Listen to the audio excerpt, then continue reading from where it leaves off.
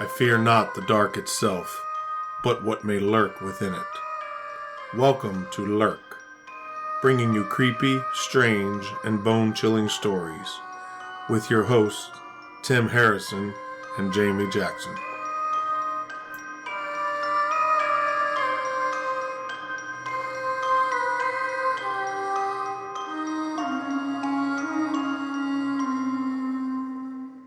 Hey Lurkers, it's Jamie. And Tim. So Jamie, what are we talking about today? Today we're going to talk about the disappearance of Dennis Martin. Dennis Martin. Who is part of the Missing 411. Oh. So, sad, but kind of cool. I love Missing 411 because it's crazy. Nothing adds up. Nothing never adds up on Missing 411. On some of them, yeah. For those who don't know, who may not know, because we do have some new lurkers who are not up on all of the paranormal. Lurk. Alright, yo, done. I'm serious. This happens all the time. It may not have picked up on the microphone. So, once again, we're sitting here in our studio, which is Tim's gym, and there was a noise over here to my left, which is down by the women's bathroom door, which from the last episode slammed shut. This time it sounded like somebody was messing with the resistance bands hanging on the wall, but they're not moving.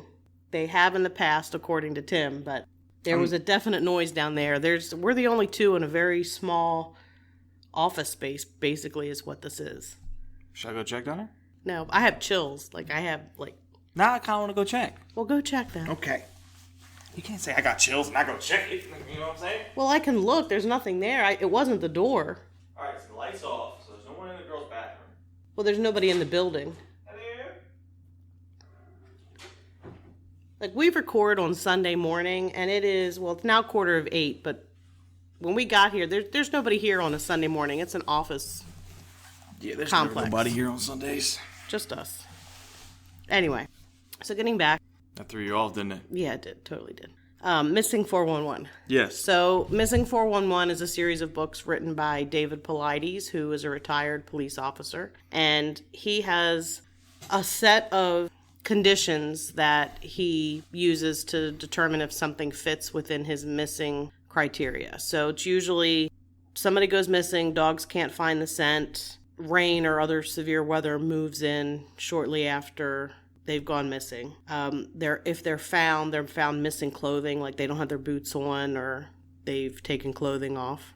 They're found in odd locations, either children being found in places that physically they probably logically wouldn't go to, like either up steep inclines, or they've been found in areas that are previously searched. So those are just some of the conditions. He got started with this. There was a park ranger that tipped him off that there were a large number of missing people in national parks and that there was no database for those missing people. And he has tried to put in FOIA or Freedom of Information Act requests and got nowhere.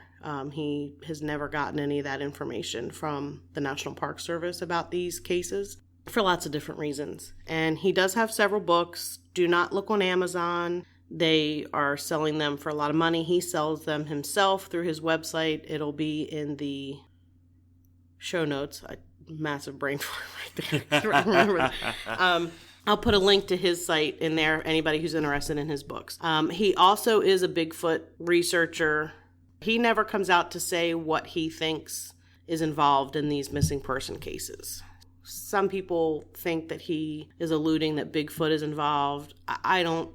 I think he's just kind of putting them out there. They're strange. Some of them are stranger than others. Some of them are seriously mysterious and raise a lot of questions, and some of them are easily explained. I'm not going to give it away. You're not going to give it away? We'll discuss this particular case. We'll talk about it towards the end, whether I think it is actually a strange missing 411 case or not.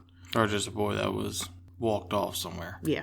Okay, that's fair. We'll get into the details. So, where does this take place? This takes place in... Let me flip my notes over so I can...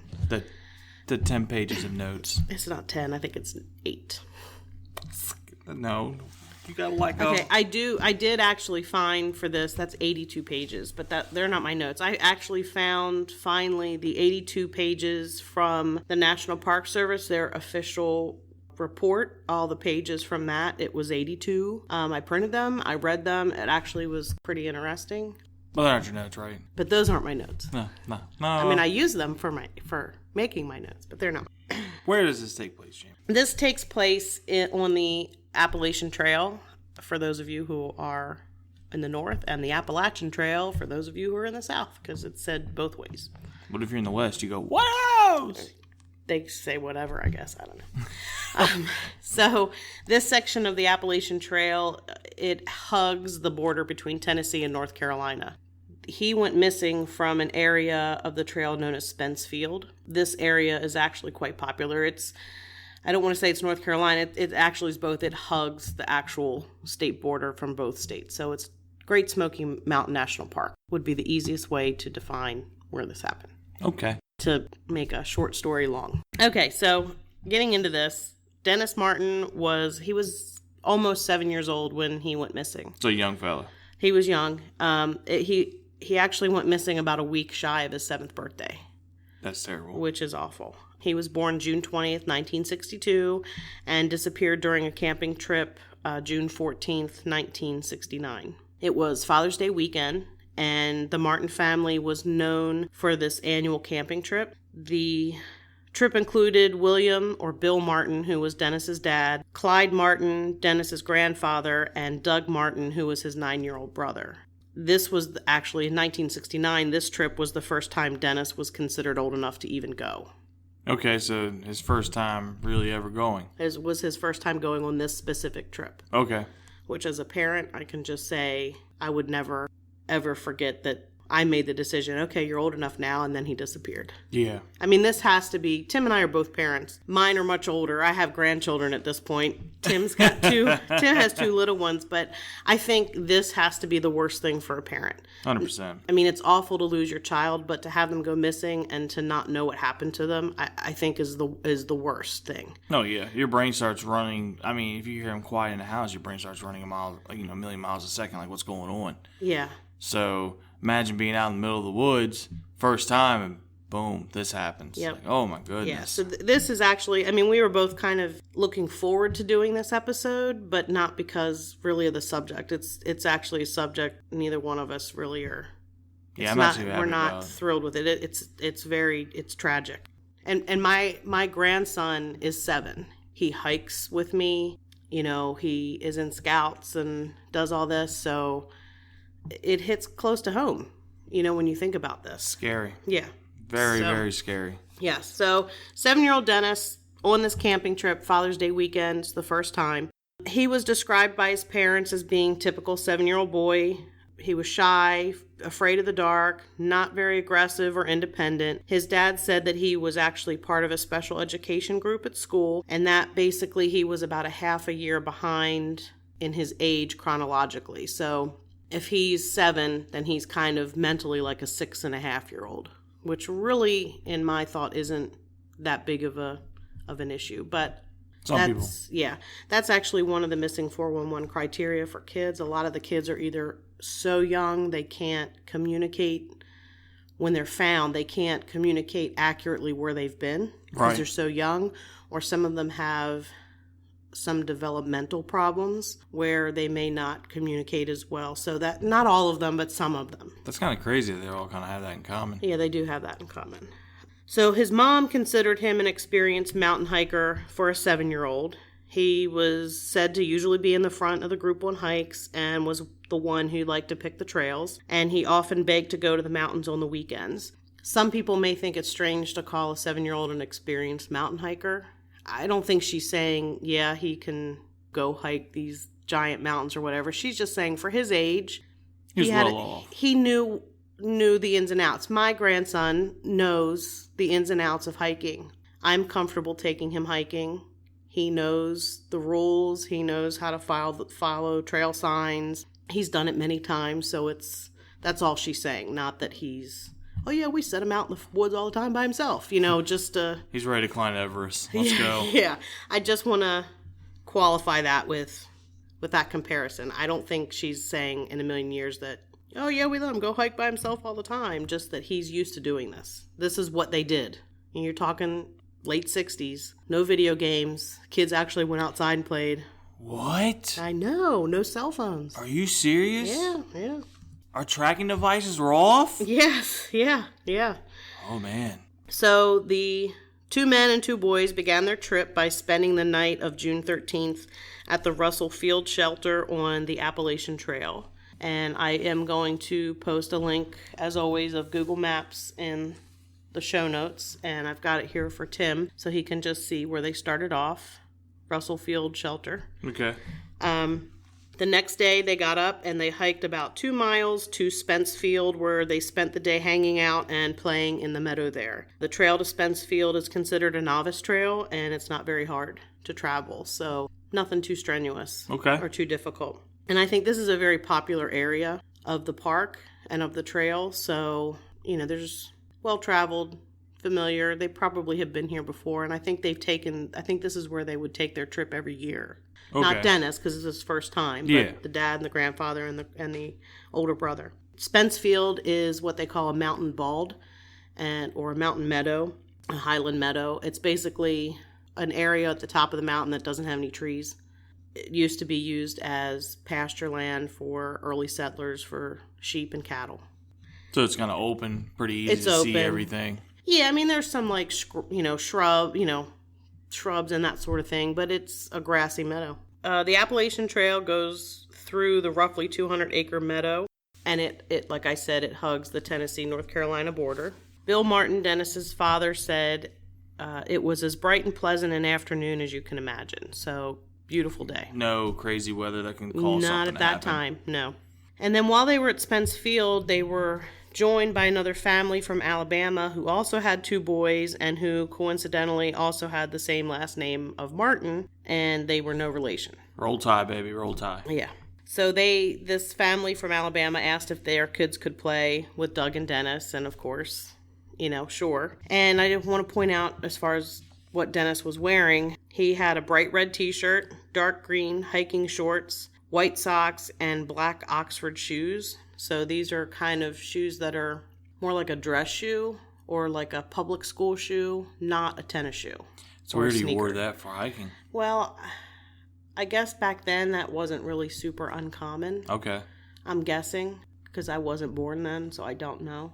Well, I'll be sure I'll hop back in my time machine and go give someone a call. Yeah, so anyway, so that's what he was wearing. It's important. The shirt color is important. So the kids were playing hide and seek, and then the older kids decided it would be fun to try to sneak up behind the parents and jump out and scare them. Young kids aren't really very good at being sneaky.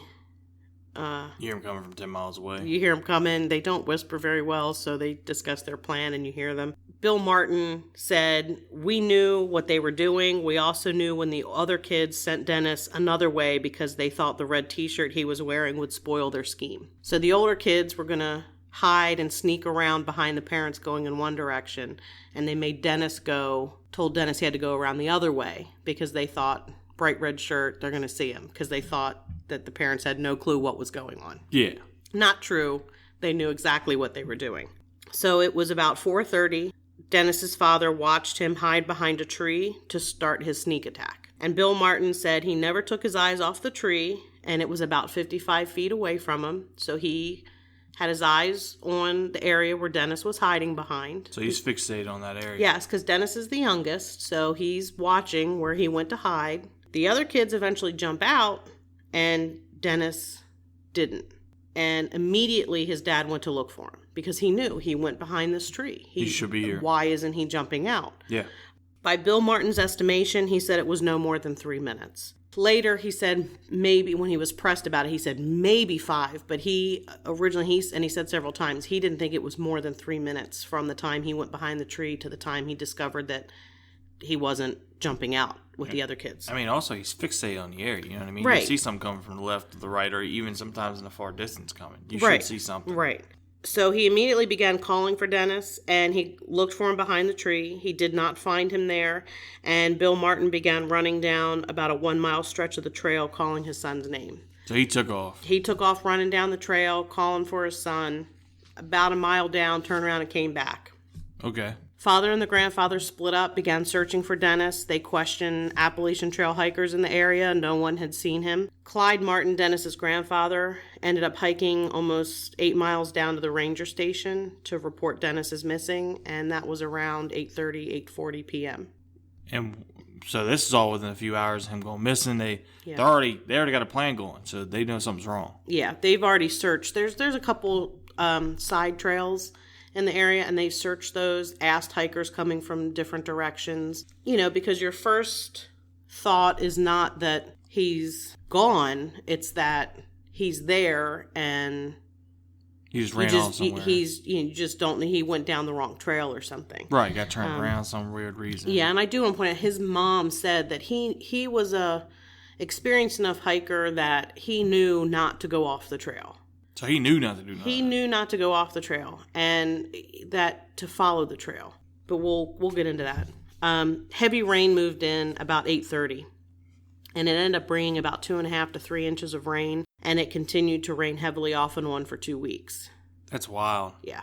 So it went from being a gorgeous day to I think it was thunderstorms that moved in, torrential rain. It went to hell quickly. Pretty much, yeah. Very quickly. Yeah.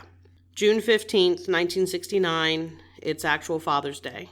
Sunday morning, 5 a.m., that's when the serious search began. What a terrible Father's Day. I know. Oh, man. Yeah, and you'll never forget it. No. You'll never forget it. So they searched the trails and the drainage areas. And by drainage areas, that's streams and things that drain into larger bodies of water. Okay. So because of the rain and everything, they're checking all those. They had 2 Huey helicopters that were sent to the area to aid in the search. The FBI was called in. It's a national park, missing child, so FBI is involved. Normal kind of procedures here so far. Yeah, I don't think there's anything out of the ordinary. Okay.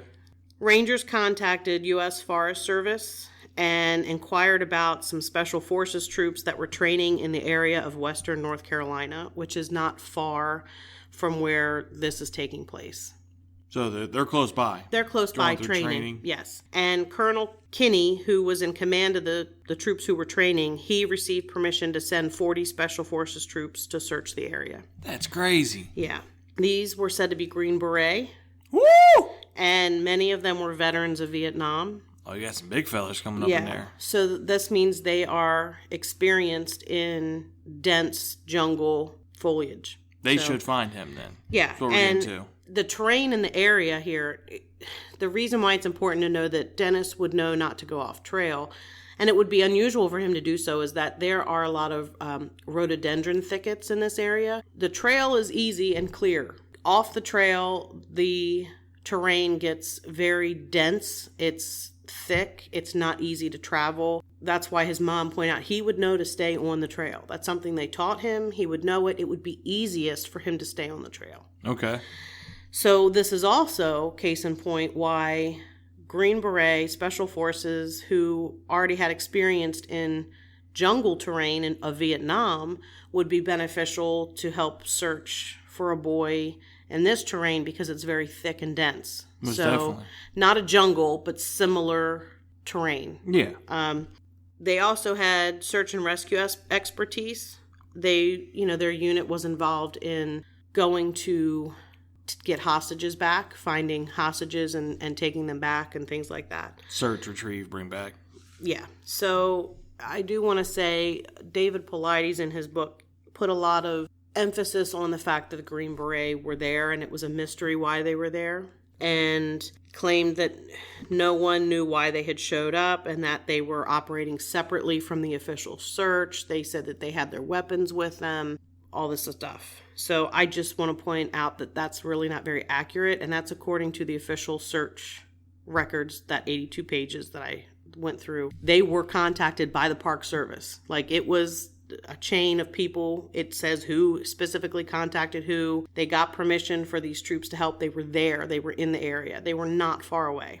Okay. They have expertise in jungle searches and searching and in the terrain, and they were asked to come and help.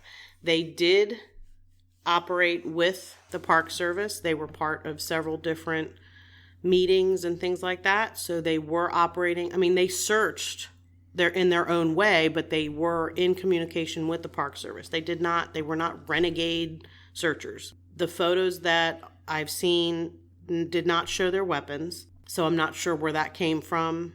Maybe try to flush the story a little bit, make it sound kind of more... I don't know. I mean, it's possible that they might have had them. I mean, they're training. If they're training, then they're training as if they would be in a wartime, so they're going to have their weapons with them while they're training. If they're leaving their training area, chances are they would be bringing their weapons with them. So it's possible. The photos I saw did not show them with weapons, so I'm not really sure where that came from. So I wanna throw that out there because that was a big part of this story. Before I started the research for this podcast episode, I was thinking the Green Beret were a mystery. Not a mystery. So it's solved pretty quickly. Solved pretty quick reading this report. They're working with everybody, not in their own individual means kind of deal. Right, and they have their own command system. So, it's going to be differently than other searchers. They're going to operate a little bit on their own, but they were in contact with the Park Service. So officially at this point there are 240 searchers looking for Dennis on the first day. Does this include the 40 or no? Yeah, I think it does. Okay. I don't know. Well, I don't know if they're there yet. They've Okay. just received the permission to send 40 of them. I don't know if they've gotten there yet. So what you're saying is they are coming. They're coming. 2 helicopters were used to ferry people to and from search areas, and jeeps were in and out shuttling people. Dwight McCarter was a former ranger, and he was part of the search team at the time. He said the search appeared to be using the same type of organization that was used for large forest fires. So like a search and retrieve? I guess so. I don't know. That it was a large-scale operation shuttling people to and from areas. I think that's how they operate in forest fires, where they shuttle people to the point that they need to fight the fire, that type of thing. That's interesting. Yeah. That he compared it to that. One of the things I used to research this is a book by Dwight McCarter. It's called Lost, A Ranger's Journal of Search and Rescue, authored by Dwight McCarter and Ronald Schmidt. It's actually out of print, so you won't be able to find this unless you find it in used on Amazon. I did find a used copy somewhere. I don't know if it was Amazon. I got it I think it came from a Tennessee Goodwill. They posted it online and I bought it, and it's actually signed. Oh yeah, this is the book that's signed. This is the signed copy, so... Is that Dwight? Cool. Dwight McCarter signed it. Dwight signed it. Mm-hmm. Is not... Dwight still alive? Yeah. I'm not 100% sure, but I think Dwight McCarter might have been the former park ranger who tipped off David Paulides about the people missing in the park, in the national parks. So just putting that out there. It is an interesting book if you're interested in search and rescue type things. It's not very big, but it discusses quite a few of the missing 411 cases. I'm just looking at the book here. Is that the chapter for Dennis Martin? Mm-hmm. That is a horrible title. Father's Day. Yeah, that's rough. Yeah. That's that's rough. the day that the search started, so. Man, that's rough. Yes. So I will put the title of the book in there. I don't think I can link it to anything because, like I said, it's out of print and not easily found. So June 16th, second day of search, an intense grid search was done from the point last seen at Spence Field down to Russell Field, which is where they started their hike from. And that was on the Tennessee side. The drainages and trails were continued to be searched, and areas that were previously covered were searched again, especially the drainages at Spence Field. So anything, streams or anything that are considered drainages, that's what they're talking about, they searched them again. So they're double checking everything, triple checking. Yes. 40 Special Forces troops with their communications van were scheduled to arrive at nearby Cades Cove that night. So the night they weren't there the first day, they were there the night of the second day. Okay. Of the search, so the 16th. June 17th, there were 350 searchers. Another grid search was done of Spence Field. This time, students from nearby University of Tennessee came in and did that grid search. Go Volunteers. So different people, fresh eyes. Okay. Roads were becoming impassable at this point because of the mud from the heavy rains and overuse because they had jeeps taking people in and out of the different areas. I'll be curious if before this happened, if they had a weather forecast, it wasn't calling for, next week good weather, and all of a sudden the storm just popped out of nowhere kind of deal. It's possible. I mean, forecasting, things are so much different today than they were years ago. It's possible sometimes storms pop up. I have no idea. That's true. I was always just kind of interested in that. Yeah, thing. I don't know how long they were planning on being camping. I don't know if they were going to be heading out that night, the night of the 14th, to be home for Father's Day, because there were 2 other smaller, younger children at home. So Dennis had 3 siblings.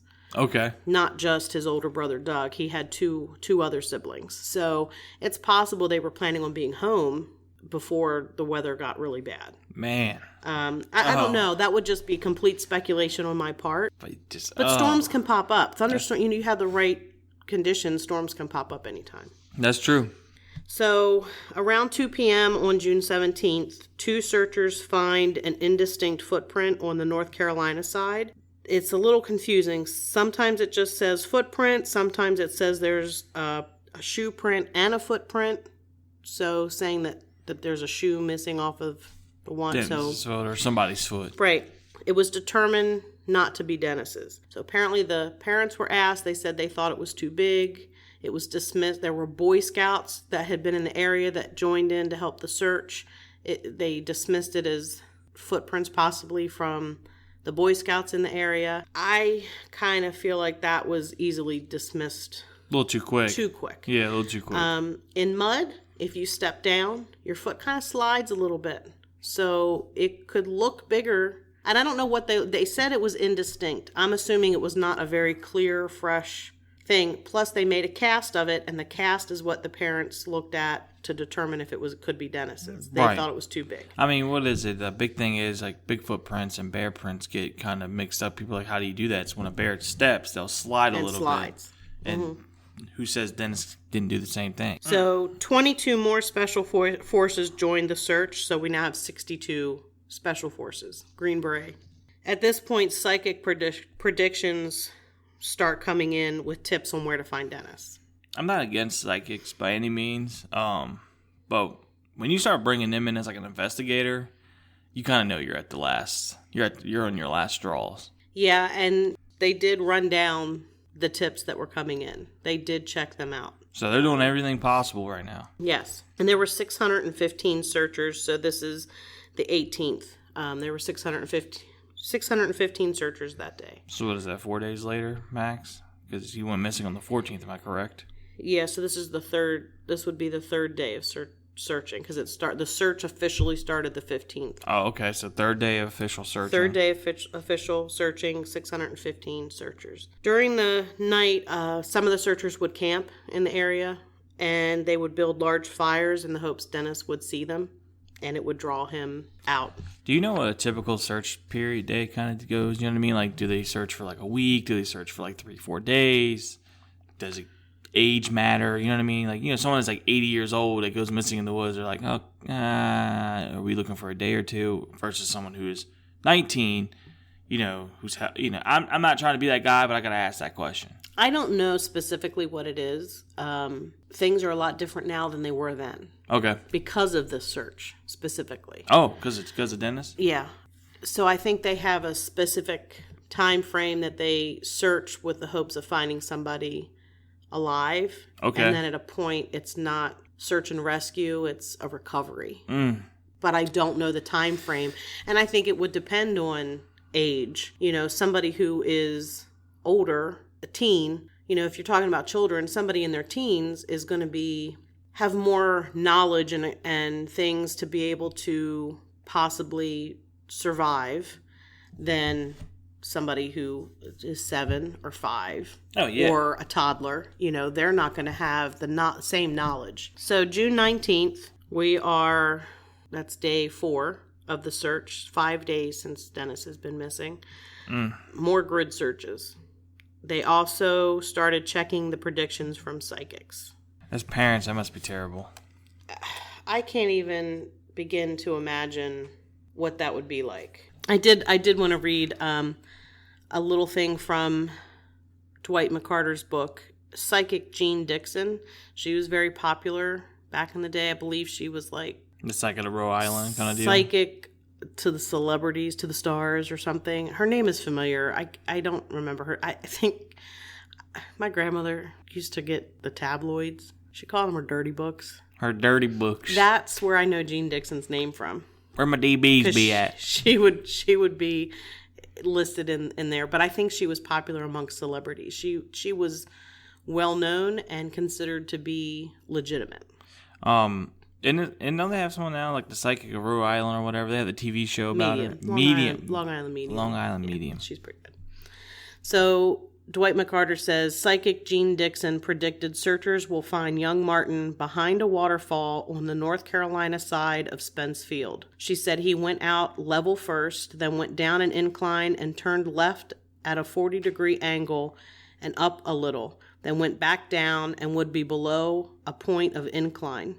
The left turn is in a clearing with no trees. It is more or less bare ground. Searchers following this advice as best they could failed to find any sign of Dennis. How does a psychic get these kind of premonitions or whatever? You know what I mean? I think they're all different. Some of them have dreams, and there's another one I'm going to talk about a little bit later. I don't really know. I don't know. She may have actually tried to focus on it to try to get information to help. She was that. I mean, this everybody knew about this search. This was nationwide. The White House knew about this search. It made national news. So okay. It may be she had tried to have a vision or get information in order to help. I just wanted to put that one in there. So they were actively searching tips and things that were coming in from psychics. Okay. Nothing was found. June 20th, it's now Dennis's 7th birthday.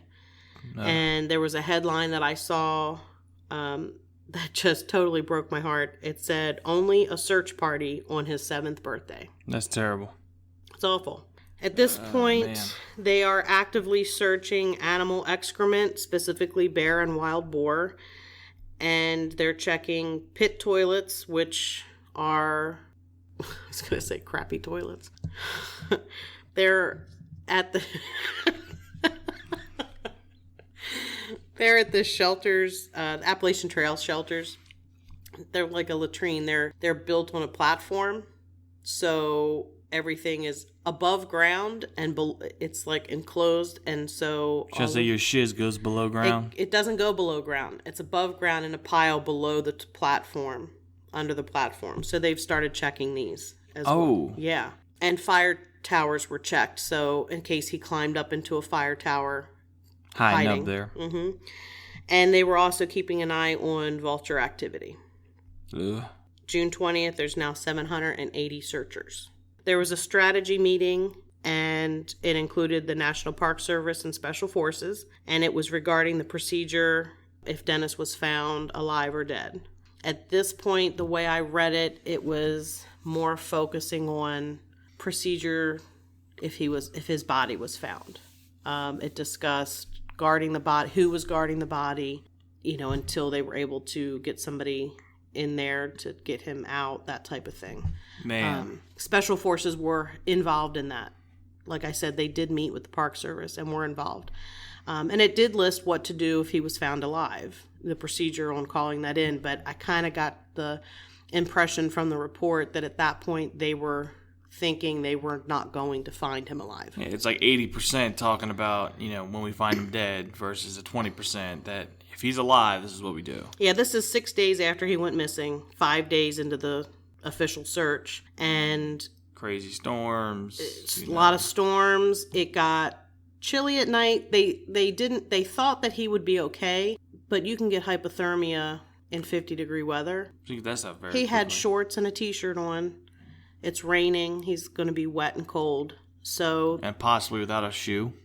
Right. So at this point, I think they were leaning towards, they probably were, it was a recovery at this point. That's what I think they were leaning towards. I'm speculating. This is complete speculation, but that was my impression. Yeah. So the Johnson City Press reported on this day that of the hundreds of people that had been lost in the Great Smoky Mountain National Park in its 35-year history, which at that time in 1969, the history up to that point, none of the others that were missing as long as Dennis, and they were all found alive.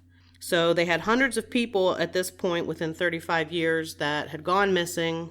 They had all been found, and they were all found alive. Okay, so nothing, how do I say, in an I don't mean in a bad way, but nothing terrible has happened. People are gone missing, right? They've Right. all been found. They all have been taken. They're all good now. Yes. This is the longest they've gone without finding somebody. June 21st, traffic into the area of Cades Cove is halted just to try to keep some people out. And I have another map here. Cades Cove is here. This is where he went missing. Okay. Cades Cove is a very popular tourist area. There's a parking area there. A lot of people go there. Okay. On this day, the 21st, there were 1,400 searchers. Wow. This is the most of any search. This was the most of any of the days of searching. So this was the height. There were 1,400 people looking for him. That's incredible.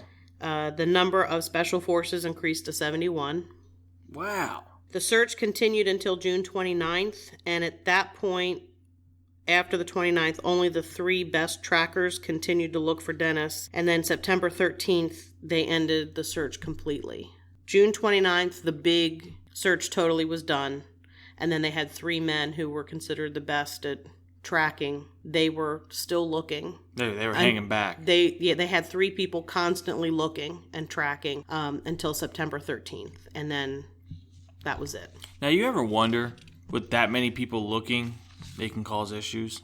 Yeah. Oh, okay, we'll get to the end of that. Yeah. Okay. I want to bring up, there was a report from a man named Harold Key, and he and his family had been out hiking in Cades Cove the day that Dennis disappeared. So June 14th, they were at Cades Cove, and he said that he and his family heard what they said sounded like a boy screaming in the woods. And then moments later, Mr. Key's son pointed to what he thought was a bear.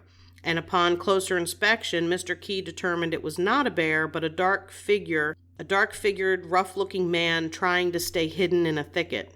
The man appeared to be carrying something over his shoulder, and Mr. Key assumed that the man might be a moonshiner, so he dismissed it at the time. Okay. And then when he learned about the missing boy, he immediately reported the sighting. Some people might be like, well, why didn't he say something? Well, the day Dennis went missing, the search didn't officially start until the 15th. They left there. They were there kind of, I think, for a day trip. So they went back home. They didn't live in the area.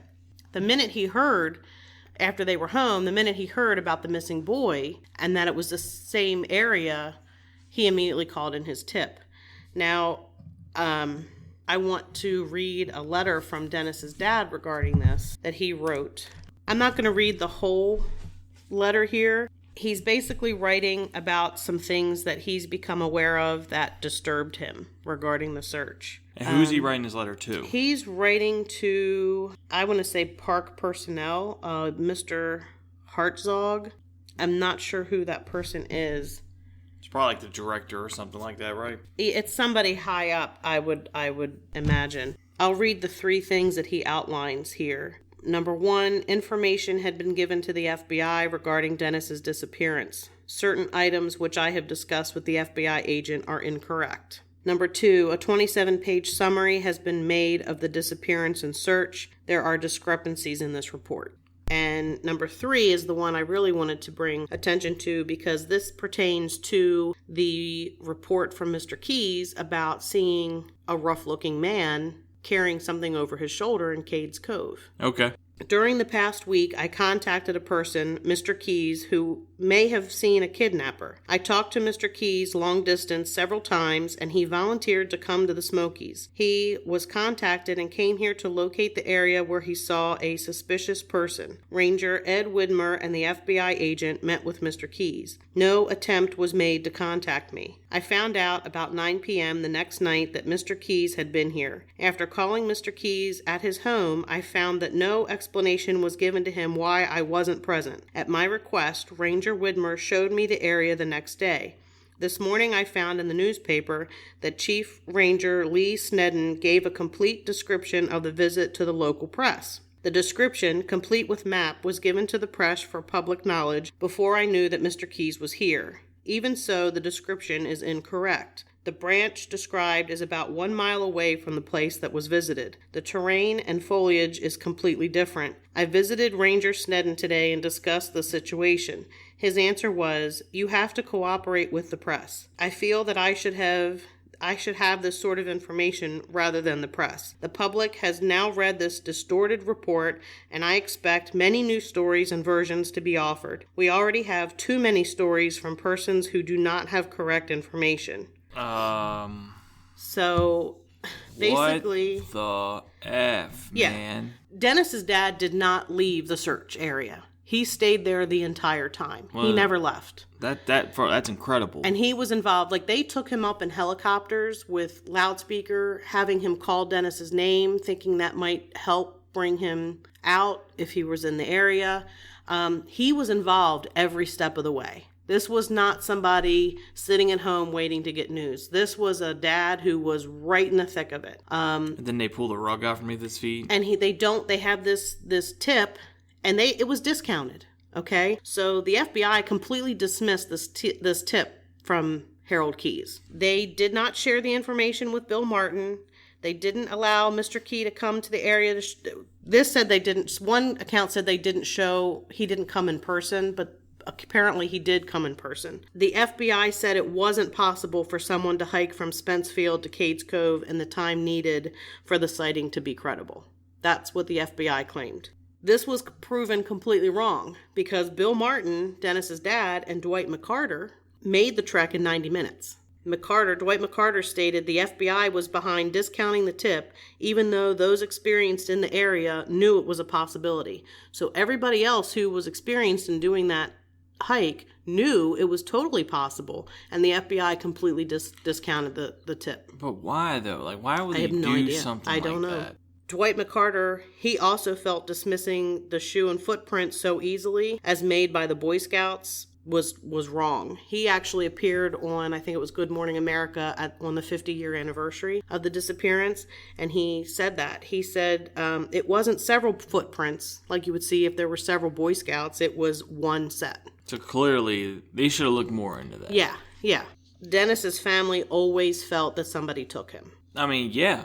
What? Mr. Keyes described it almost perfectly. Yeah, and Bill Martin, he voiced his belief that some people did have the ability to see or perceive things, and that's why a lot of the psychic tips were looked into.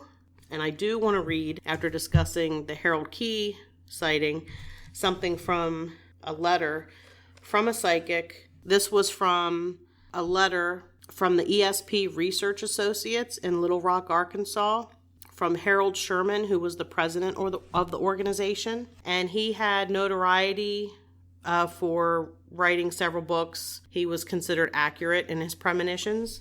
This is the letter. This is part of the letter that he wrote. I am impelled to ask you if you know whether or not there have been or are any questionable characters in this region, camping out in the wild in this area, like hermits, squatters. Such an individual may not be connected with the boy's disappearance at all, but I feel that a sex maniac, so-called, does exist in the vicinity and could have trailed the boy. I hesitate to write any more as my conscious mind is trying to reject such a feeling.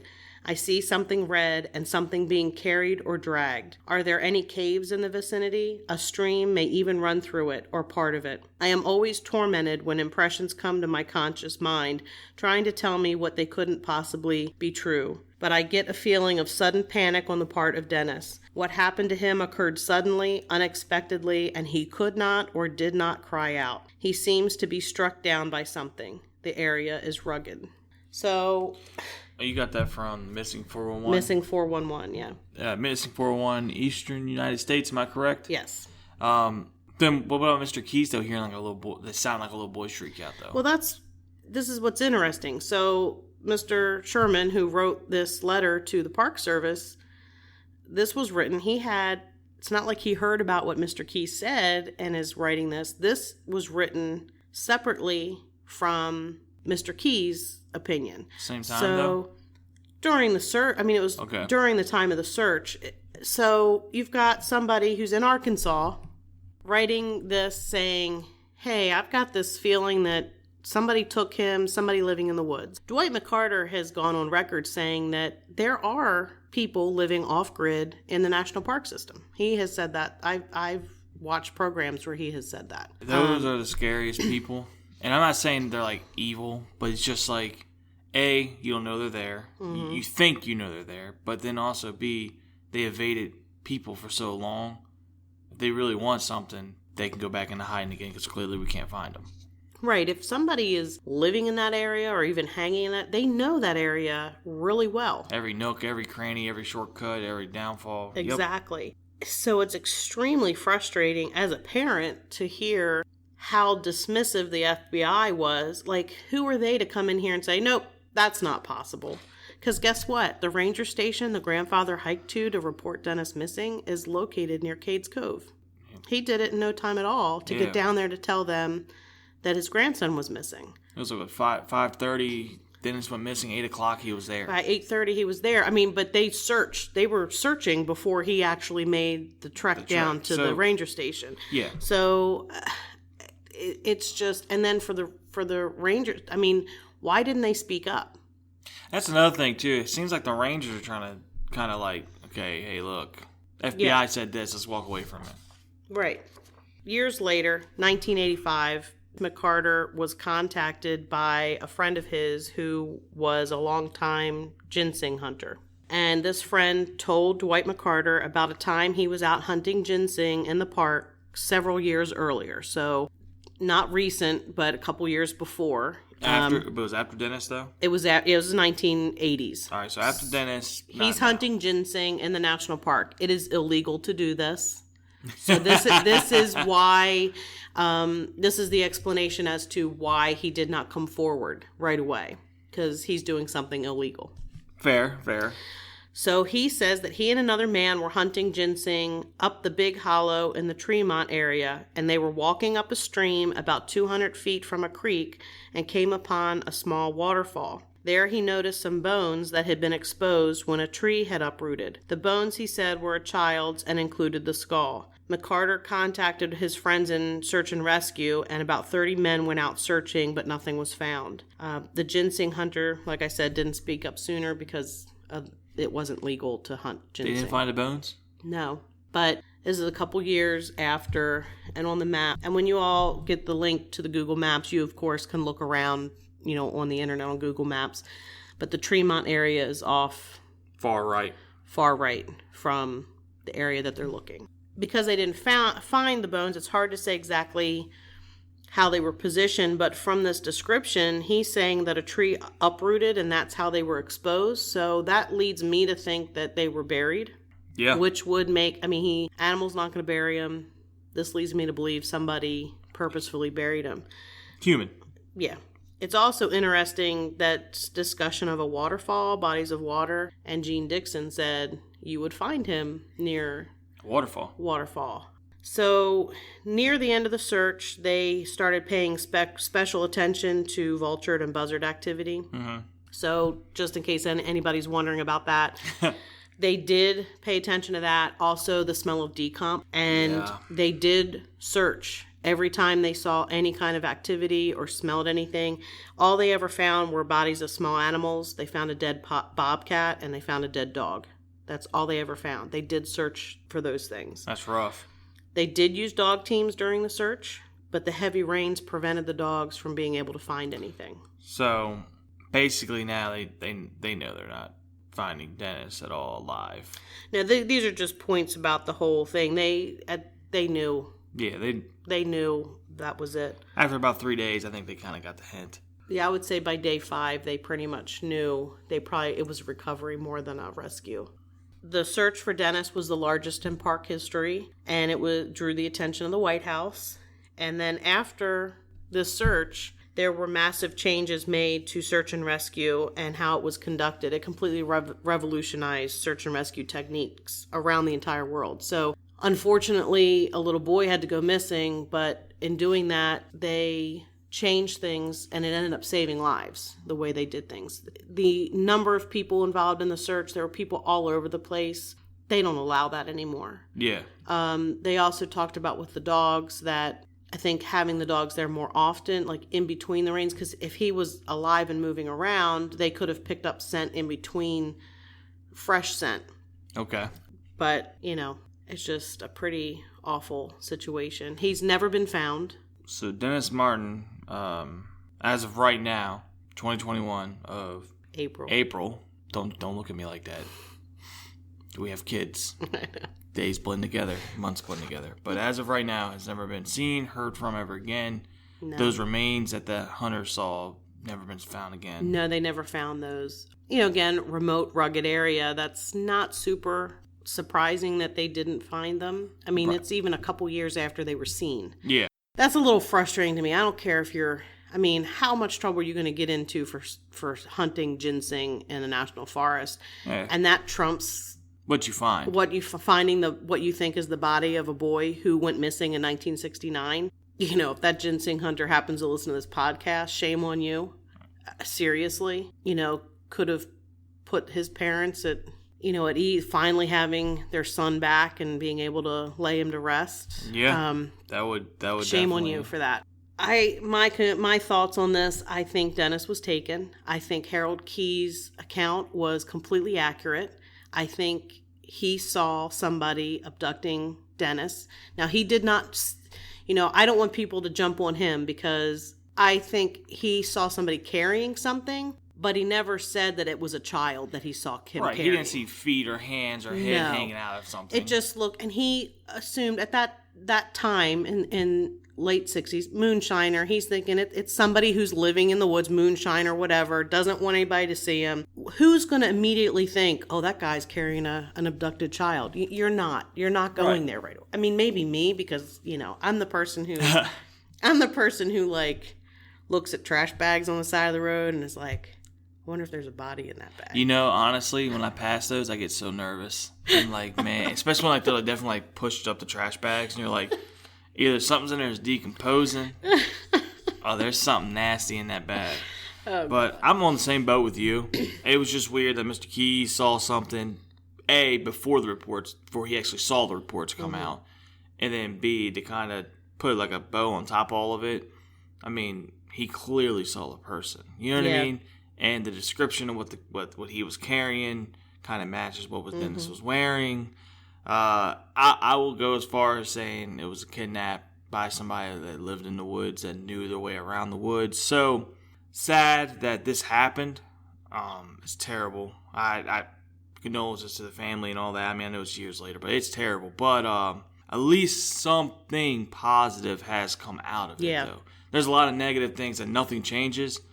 This happened, and this is the repercussions immediately. Yeah. So, I do want to say that David Paulides talked to Dennis's father when he was researching this, and asked him if there was anything that he may not know, that David Paulides may not have come across in research. And one of the things that he mentioned was that the FBI agent who was there overseeing things ended up committing suicide. So you think he might knew something? I don't know. It was kind of what I think Dennis Martin's dad was alluding to. I don't know. I don't really know the situation, but that is something that is mentioned when you read or look into this. And I'm also going to say, I don't really think Dennis Martin fits into Missing 411. I don't think this is a super mysterious case. Oh, no. The Green Beret were invited in by the Park Service, operated with the Park Service, did have special training and experience in that type of terrain. The dog's not finding the scent. When you have like 3 or more inches of rain, it washes it away. And that's what, that the handler said. They just couldn't get the scent because of the rain. Right. I don't think this particular one fits with the 401 kind of niche. That's my thoughts after looking into it. I agree with you, because there's some more we're going to go into later on that really go, that's interesting. There are some cases. There's one in particular I would really like to cover. It's another kid, which is, I know, Tim's giving me a dirty look, because kids are hard when you're a parent, but it is one that really makes you question. Okay. It does make you question. I hate saying it's one of my favorite cases, because you don't want to have favorites of these, but it is interesting, and his dad has been such a champion for his son through it all that he's just as a parent, he's just inspiring as a parent, like the love for his kid still today. But anyway, we'll talk about that in the future. Most definitely. Well, let's put a bow on this. This puts a bow on this. All right. A very sad bow. Well, Jamie, tell everybody where they can find us at.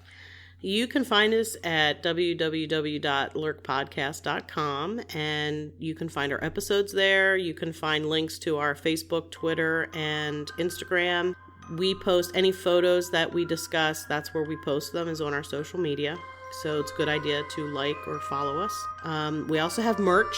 Merch. Yes, and you can find a link to the merch on our Facebook page. You can also find that in the show notes. I've been including that link there as well. So if you want a shirt with a really cool logo, go buy it. Yeah. Yes. Get the merch. All right. Well, I hope everyone has a great day. All right, see y'all later and keep lurking.